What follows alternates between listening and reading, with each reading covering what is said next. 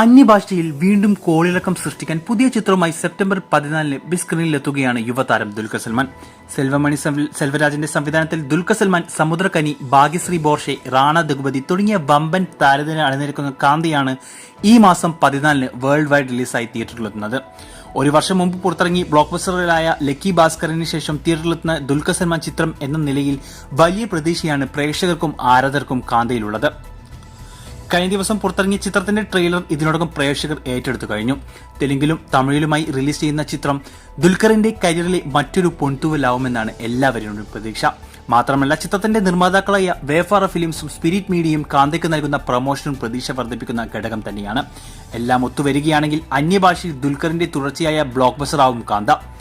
റിലീസിന് ദിവസങ്ങൾ മാത്രം ബാക്കി നിൽക്കെ കാന്തയുടെ പ്രൊമോഷനുമായി തിരക്കിലാണ് ദുൽഖർ സൽമാൻ.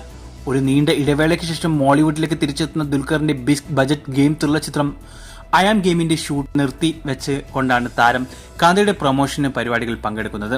പുറത്തുവന്ന ലേറ്റസ്റ്റ് റിപ്പോർട്ടുകൾ അനുസരിച്ച് ഇനി കാന്തയുടെ റിലീസിന് ശേഷമേ ഐ ആം ഗെയിമിന്റെ ഷൂട്ട് പുനരാരംഭിക്കുകയുള്ളൂ. കാത്തിരിക്കാം ദുൽഖറിന്റെ തുടർ വിജയങ്ങൾക്കായി.